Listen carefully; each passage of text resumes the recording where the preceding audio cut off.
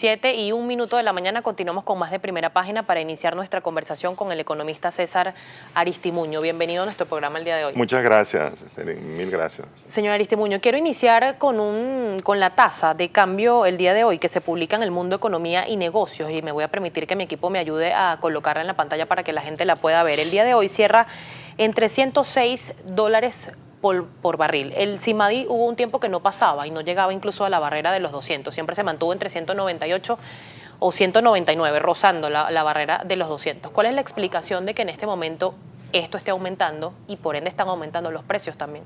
Bienvenido. Muchas gracias, muy gentil. Bueno, la razón es que de una u otra manera esa es la tasa flotante. Hay dos tasas en este momento que rigen, dos tasas de cambio. Una es, pues, 10 bolívares por dólar, que es el DIPRO, que es una tasa fija, y la otra es el DICOM, que es esta que está flotando desde 200. O sea, esta tasa desde que empezó a flotar a principios del mes de marzo ya ha subido 50%. O sea, una tasa que ha venido definitivamente evolucionando y va a seguir evolucionando al alza. Muy probablemente hemos de esperar que podamos ver, en la medida en que la tasa vaya acercándose pues, a niveles superiores a los actuales, podamos empezar a sentir de que en algún momento el mercado permuta, que fue aquel que funcionó en algún momento en la economía hace unos años atrás y que funcionó de manera pues equilibrada y normal y solucionó muchos de los problemas que no podía satisfacer las divisas bajo los precios controlados.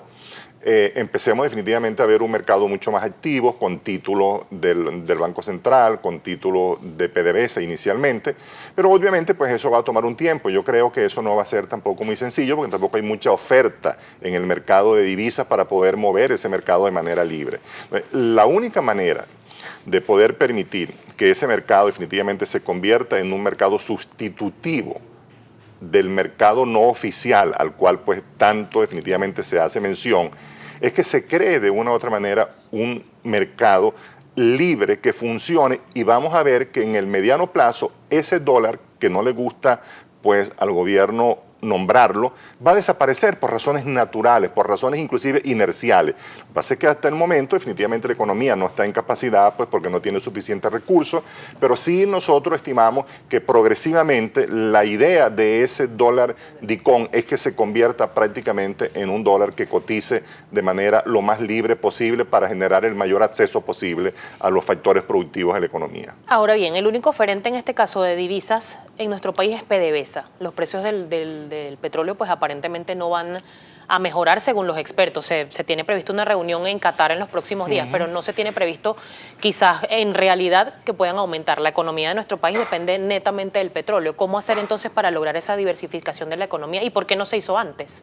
Bueno, ese es el punto. Lo que pasa es que Venezuela ha estado acostumbrado, y esto es importante señalarlo, Venezuela es un país que cada 10 o 12 años sufre de ciclos económicos.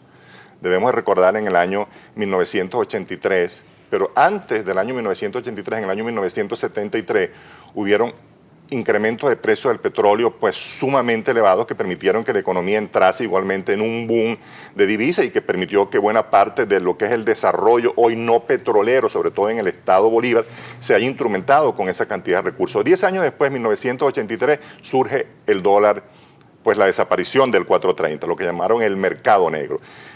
10 años después, en 1984, surge la gran crisis financiera de Venezuela.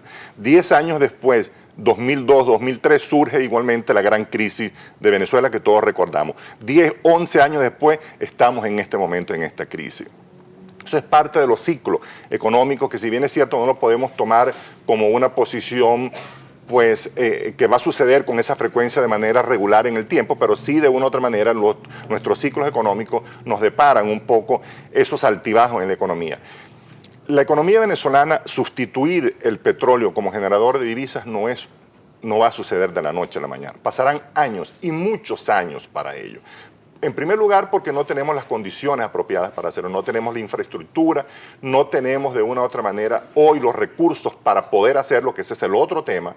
Pues si no lo pudimos hacer contando con recursos, pues ¿cómo lo vamos a hacer si en este momento no contamos con los recursos suficientes? La economía está en una situación difícil, la economía está enferma, la economía está padeciendo de una u otra manera de grandes trastornos que se manifiestan sobre todo en la sociedad. Porque en la economía el resultado de la realidad se permea en la sociedad. En las ciencias naturales, pues es a través pues, de un laboratorio, de un microscopio que se puede detectar los problemas de manera científica.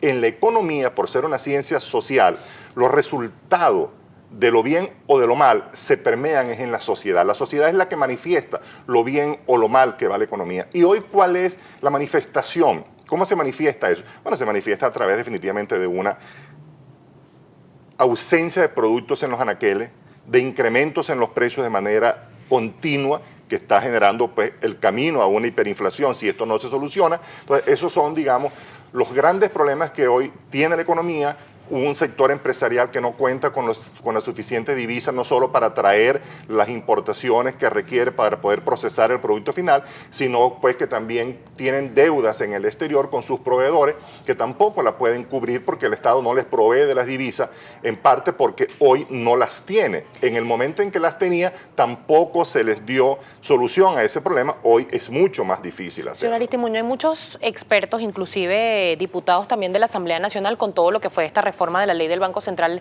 de Venezuela, que siempre explican o tratan de explicarle a la gente que la impresión de dinero inorgánico está afectando nuestra economía, que la falta precisamente de distribución de divisas a los empresarios para que puedan importar y producir en el país. Por parte del gobierno nacional se habla de una guerra económica, pero ¿cómo se come la impresión de dinero inorgánico? La gente necesita entender qué es lo que está pasando con el Banco Central y por qué hay tanta oscuridad en cuanto a la publicación de cifras, porque se pasó prácticamente el año 2015 sin conocerlas. ¿Cómo se planifica una economía con este panorama? Sí.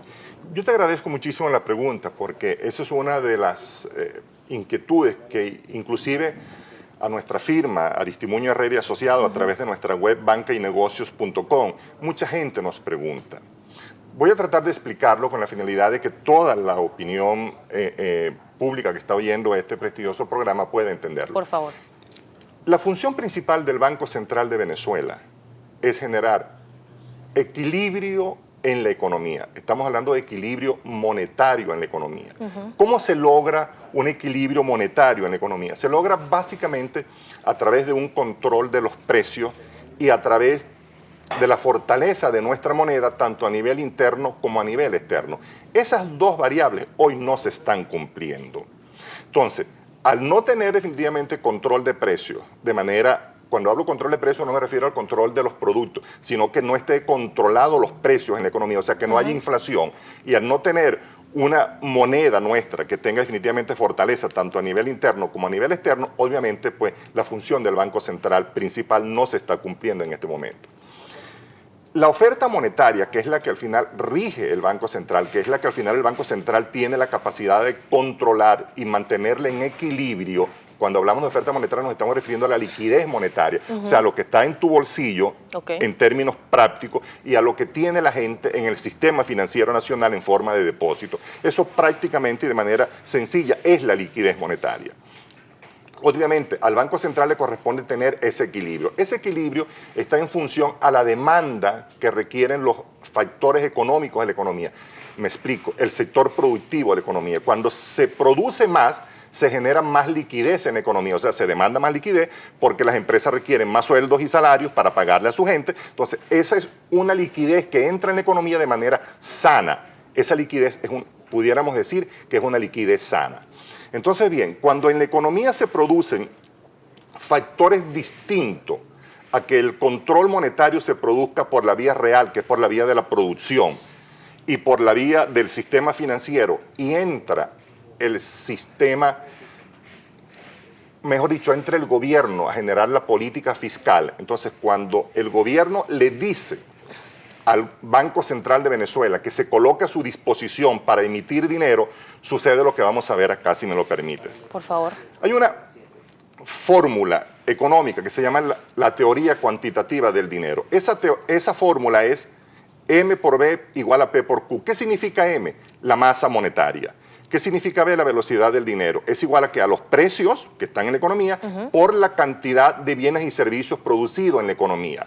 Ahora bien, cuando tú alteras la masa monetaria, la alteras porque la haces crecer más allá de lo que debe, entrando el fisco a exigirle al Banco Central de Venezuela a través de las distintas reformas que se han hecho, tanto por la vía legislativa como por la vía de la ley habilitante, colocando el Banco Central a la disposición del Ejecutivo Nacional para imprimir dinero, y esa masa monetaria definitivamente aumenta más allá de lo que la economía real realmente debe de mantener. Cuando hablo de economía real me estoy refiriendo a la producción de bienes y servicios.